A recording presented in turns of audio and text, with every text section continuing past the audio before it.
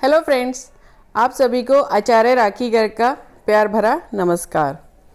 अपने पहले वीडियो में हमने होली के त्यौहार का ज्योतिषीय दृष्टि से अवलोकन किया था और अपने इस वीडियो में हम होली के त्यौहार का वैज्ञानिक दृष्टिकोण से अवलोकन करेंगे। होली का ये त्यौहार उस समय आता है जब मौसम में एक बहुत बड़ा परिवर्तन हो रहा होता है। सर्दी ऋतु जारी होती है, गर्मी ऋतु का आगमन हो रहा होता है। सर्दी ऋतु में हम सब अपने घरों में बंद रहते हैं।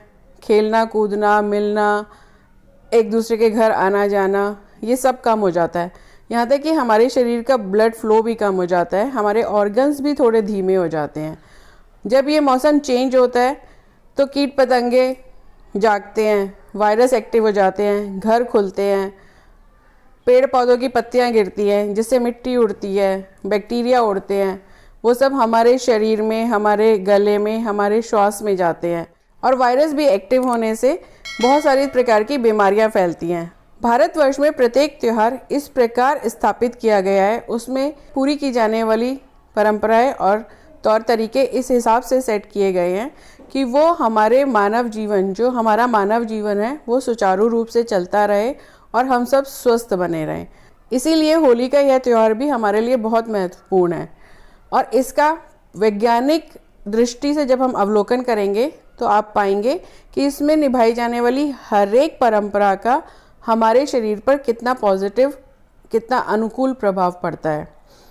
लोग बोलते हैं कि होली का दहन करने से पर्यावरण में प्रदूषण फैलता है, पॉल्यूशन फैलता है, पर नहीं, ऐसा नहीं है।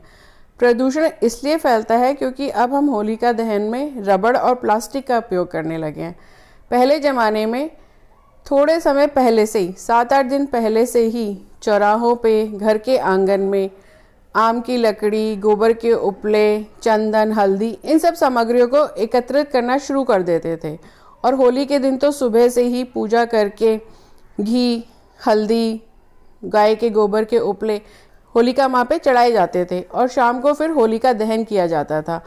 तो जब होलिका दहन में आम की लकड़ी जलती है और उससे जो धुआं उत्पन्न होता है, उसमें इतनी शक्ति होती है कि जो पर्यावरण में बैक्टीरिया उपस्थित है वो उसको एक बहुत बड़ी संख्या में मारता है और इसका असर पर्यावरण में बहुत समय तक रहता है। इसी प्रकार गाय के गोबर के उपले पर आप 10 ग्राम देसी घी डालकर जब उसको जलाते हैं तो उससे 1000 टन तक ऑक्सीजन पैदा होती है। गाय के गोबर से बने उपलों का तो बहुत ही अधिक महत्व है। उससे जो धुआं उत्पन्न होता है वो ना सिर्फ बैक्टीरिया को मारता है और पर्यावरण में स्थापित हर तरह की दुर्गंध को सोखता है, बल्कि जो रेडियो एक्टिव वायरस है उसका जो इफ़ेक्ट पर्यावरण में है उस तक को सोखने की क्षमता है गाय के गोबर से बने उपलों के धुएं में, जिसको हम रेडियोधर्मिता के नाम से भी जानते हैं। जब ये होली का दहन होता है, इसकी परिक्रमा करें, इससे जो ताप निकलता है वो हमारे शरीर पे पड़ता है तो हमारे शरीर के ऊपर और हमारे शरीर के अंदर स्थित बैक्टीरिया का नाश होता है, हमारे खून का फ्लो बढ़ता है, इम्यूनिटी बढ़ती है। इसलिए होली का दहन का बहुत अधिक महत्व है। अगले दिन इसी होली का दहन की जो राख होती है उसमें मिट्टी, आम के पत्ते, फूल, चंदन, हल्दी, इन सब को मिला के इनका लेप बना के एक दूसरे के ऊपर लगाया जाता है। ये जो हम आज के टाइम में मड बाथ लेते हैं उसके सारे बेनिफिट्स हमें होली के दिन इस मिश्रण से खेलने से मिलते थे। सर्दियों के समय में हमारे जोड़ों में दर्द, acidity, gas, sugar, blood pressure, constipation, ये सारी बीमारियां, सारी प्रॉब्लम्स जो है वो एक्टिवेट हो जाती हैं। ये जो मड बाथ है ये इन सब प्रॉब्लम से हमारे को छुटकारा दिलाने में हमारी सहायता करता है। इसी तरह जब हम होली के दिन गुलाल, अबीर और पलाश के फूलों से रंग खेलते हैं तो वो कलर थेरेपी का काम करते हैं और हमारे शरीर में किसी भी प्रकार की कोई भी कलर की कमी होती है उसको दूर करते हैं। होली के दिन जो हम भोज्य पदार्थों का सेवन करते हैं उसका भी बहुत अधिक और एकदम पूरा वैज्ञानिक दृष्टिकोण से बहुत अधिक महत्व है। इस दिन हम गुंजिया, दही बड़े, ये सब खाते हैं। दही बड़े में इस्तेमाल की जाने वाली दही प्रोबायोटिक है। गुंजिया, दही बड़े, ये सब कोकोनट, दालें, ड्राई फ्रूट्स, इन सब से मिलके बनते हैं जिनमें प्रोटीन, कैल्शियम और फाइबर अधिक मात्रा में होता है जो हमारे इम्यूनिटी को इम्प्रूव करता है। और होली के दिन जो पेय पदार्थों में ली जाती है और जो बहुत ही अधिक फेमस हैं, एक है कांजी और दूसरी है ठंडाई, भांग वाली ठंडाई। कांजी एक प्रोबायोटिक प्रोडक्ट है जो ना सिर्फ हमारी गट हेल्थ को इम्प्रूव करता है बल्कि हमारी इम्यूनिटी और डाइजेशन को भी स्ट्रॉन्ग करता है, और जो भी होली के दिन हम व्यंजन खाते हैं उनको भी डाइजेस्ट करने में सहायता करता है। जो ठंडाई है वो दूध के अंदर ड्राई फ्रूट्स डाल के और थोड़ी सी भांग डाल के उसको बहुत अच्छी तरह घोट के फिर पिया जाता है। तो भांग का थोड़ी मात्रा में सेवन हमें मेडिसिनल बेनिफिट्स देता है। ये ना सिर्फ जोड़ों का दर्द दूर करता है बल्कि जो श्वास संबंधी समस्याएं हैं उनको भी दूर करता है। जैसा कि अभी बताया था कि मिट्टी उड़ती है, पेड़ पौधों के पत्ते गिरने से वायरस एक्टिवेट होते हैं, खांसी जुकाम होता है जो हमारी श्वास नली में इन सब चीज़ों के बैक्टीरिया के जाने से होता है। तो जो भांग होता है जो छोटी मात्रा में मेडिसिनल फॉर्म में लिया जाता है वो हमें इन बीमारियों से भी छुटकारा दिलाता है। होली के त्यौहार पे जो हम रंग खेलते हैं, ये जो नेचुरल कलर्स होते हैं ये हमारे शरीर के पोरों में समाकर हमारे शरीर के आयन मंडल को मजबूती प्रदान करते हैं।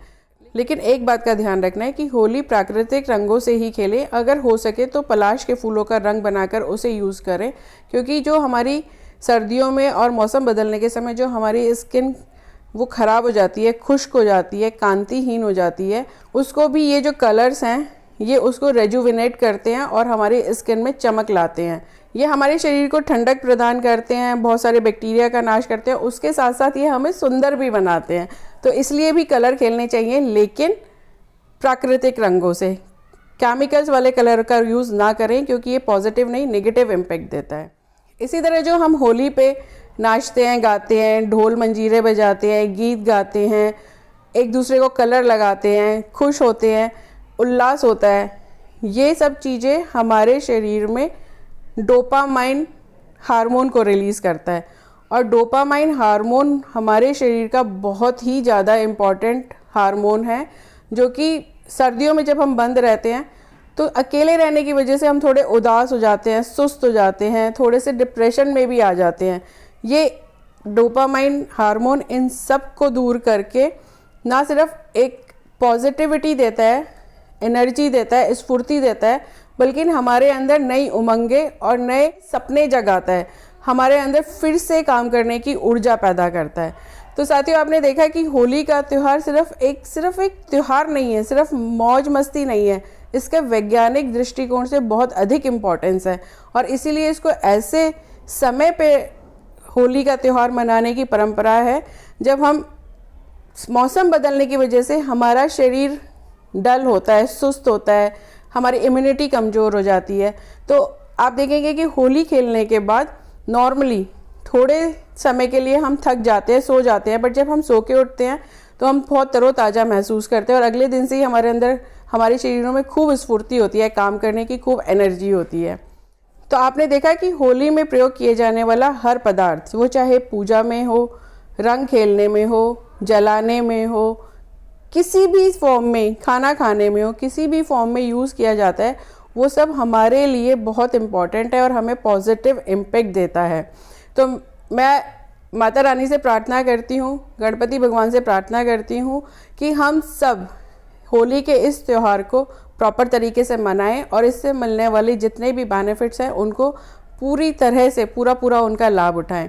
और इसी के साथ आपसे रिक्वेस्ट करती हूँ कि अगर आपको हमारा ये वीडियो पसंद आया हो, अगर आपको ये जितनी भी जानकारी हमने इस वीडियो में दी है अगर आपको उपयोगी लगी हो, तो आप हमारे वीडियो को लाइक करें, सब्सक्राइब करें, और अगर आपकी कोई सजेशन है या हमसे कोई पॉइंट छूट गया है तो प्लीज़ हमें सजेशन बॉक्स में लिख के इन्फॉर्म करें। और अगर आप चाहते हैं कि हम किसी और चीज़ के ऊपर इसी प्रकार का कोई और वीडियो बनाएं तो कृपया हमें उसकी भी सूचना दीजिए। हम अवश्य अपनी पूरी कोशिश करेंगे कि हम वो सामग्री आपके सामने उपलब्ध कर सकें। Wish you all a very happy Holi. नमस्कार।